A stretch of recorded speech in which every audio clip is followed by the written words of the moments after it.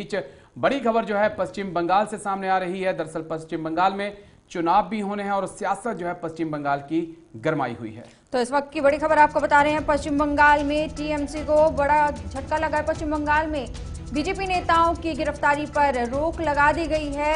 इस वक्त की बड़ी खबर आपको बता रहे हैं, पश्चिम बंगाल सरकार को सुप्रीम कोर्ट ने नोटिस जारी किया है। तो एक के बाद एक झटका लगता जा रहा है। बीजेपी नेताओं की याचिका पर सुप्रीम कोर्ट में नोटिस जारी किया गया है। तो इस वक्त की बड़ी खबर आपको बता रहे हैं लगातार कि पश्चिम बंगाल सरकार को सुप्रीम कोर्ट का बड़ा झटका, बीजेपी नेताओं की गिरफ्तारी पर रोक लगाने का आदेश। बड़ी खबर इस वक्त की पश्चिम बंगाल से, पश्चिम बंगाल सरकार को सुप्रीम कोर्ट ने नोटिस भी जारी किया है। बीजेपी नेताओं की याचिका पर सुप्रीम कोर्ट का यह नोटिस है, जिसमें ममता बनर्जी को कहा गया है कि आप बीजेपी के कार्यकर्ताओं नेताओं की गिरफ्तारी ना करें।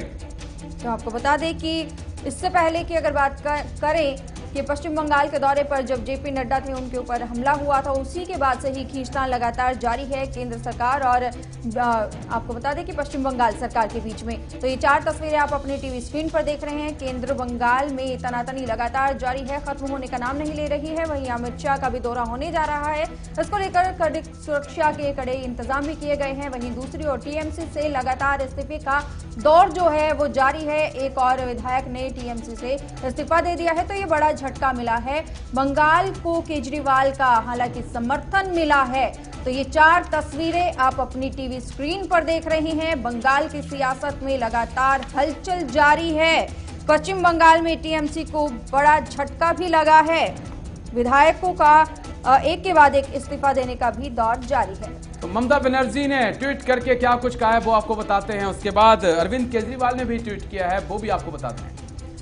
तो ममता बनर्जी ने कहा है कि भारत सरकार द्वारा 3 आईपीएस अफसरों की दिल्ली में प्रतिनियुक्ति पूरी तरह गलत है और राज्य सरकारों के अधिकारों का उल्लंघन है। बंगाल किसी भी तरीके से गैर लोकतांत्रिक शक्तियों के आगे नहीं झुकेगी। केजरीवाल की तरफ से कहा गया है कि बंगाल के प्रशासन में केंद्र द्वारा दखल देना बिल्कुल गलत है। चुनाव से पहले ये केंद्र द्वारा राज्यों के अधिकारों को खत्म करने की कोशिश है। ऐसा कदम उठाकर संघीय ढांचे पर हमला किया गया और उसे कमजोर करने की कोशिश की गई। यानी कि अरविंद केजरीवाल ने खुले तौर पे जो है ममता बनर्जी का समर्थन किया है और बीजेपी का वहां पर भी वो विरोध करते नजर आए हैं। तो आपको बता दें कि पश्चिम बंगाल में लगातार जो झटका लगे जा रहा है पश्चिम बंगाल सरकार को, टीएमसी को, उसको लेकर तमाम जो बयानबाजी है वो भी जारी है।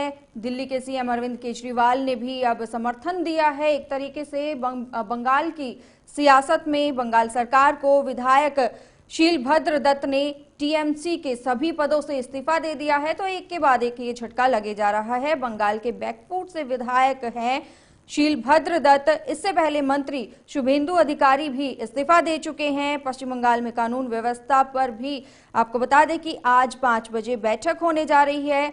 डीजीपी और मुख्य सचिव वीडियो कॉन्फ्रेंसिंग के जरिए ये बैठक करेंगे।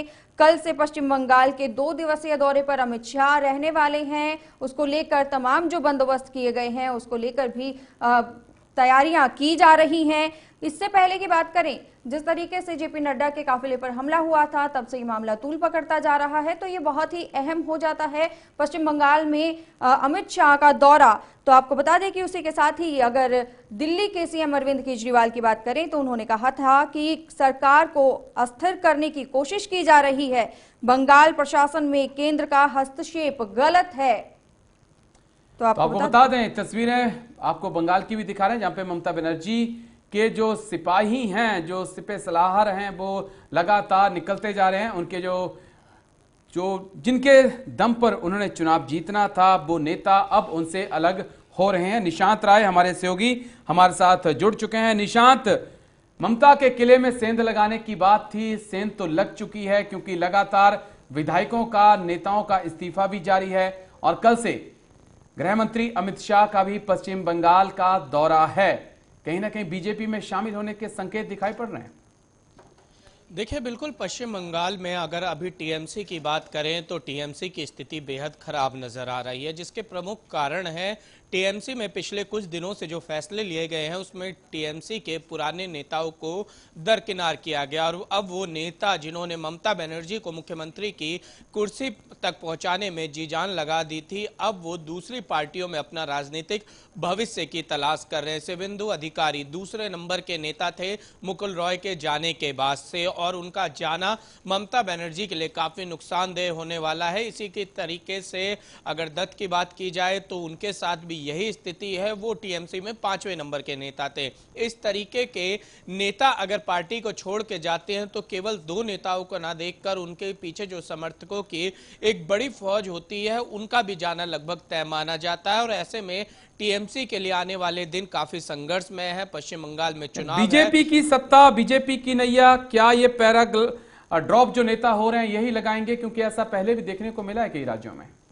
देखिए बिल्कुल, चूंकि बीजेपी का अपना कोई संगठन का पश्चिम बंगाल में आज से 3 से 4 साल पहले कोई आधार नहीं था। इन 3-4 सालों में ही बीजेपी ने अपने संगठन को वहां बढ़ाने की कवायद शुरू करी और हमने देखा कि वहां पर राजनीतिक हिंसा भी काफी ज्यादा हुई।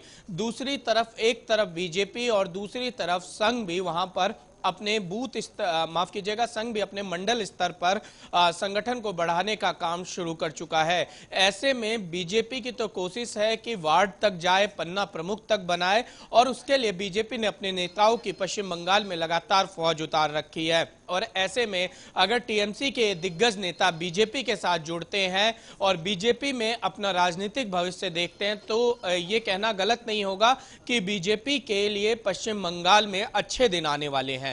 वहीं आपसे जानना चाहेंगे निशांत की पश्चिम बंगाल में कानून व्यवस्था को लेकर 5 बजे बैठक होने जा रही है। क्या ये बैठक जो अमित शाह हैं उनके दौरे से पहले की है, जिस तरीके से तैयारियां की जा रही है, या जेपी नड्डा के काफिले पर हमला हुआ था, ऐसी कोई घटना दोबारा ना हो? देखिए, अमित शाह पश्चिम बंगाल के दौरे पर 19-20 तारीख को रहने वाले हैं, तो जाहिर सी बात है कि उनकी सुरक्षा व्यवस्था चाक चौबंद रहे। और दूसरी तरफ जेपी नड्डा के जो काफिले पे हमला हुआ था, चूंकि इस बैठक में पश्चिम बंगाल के डीजीपी और मुख्य सचिव को तलब किया गया है और उनसे वीडियो कॉन्फ्रेंसिंग के माध्यम से जुड़ने को कहा गया। इससे पहले भी एमएचए ने उन्हें तलब किया था। तो जाहिर सी बात है कि जेपी नड्डा के काफिले पे हमले की भी बात उठ सकती है। पश्चिम बंगाल में बीजेपी के कार्यकर्ताओं की जो हत्याएं हो रही हैं उस पर कानून व्यवस्था को लेकर सवाल पूछे जा सकते हैं। और ऐसे में ये बैठक बेहद महत्वपूर्ण है। खासकर केंद्र और राज्य के बीच जो टकराव की स्थिति बनी हुई है वो देखने वाली बात ये होगी कि बैठक में आखिर किन मुद्दों पे चर्चा होती है। वहीं अगर दिल्ली के सीएम अरविंद केजरीवाल की बात करें तो दिल्ली के सीएम अरविंद केजरीवाल ने सरकार को अस्थिर करने की कोशिश को लेकर बयान दिया है और केंद्र सरकार पर निशाना साधा है।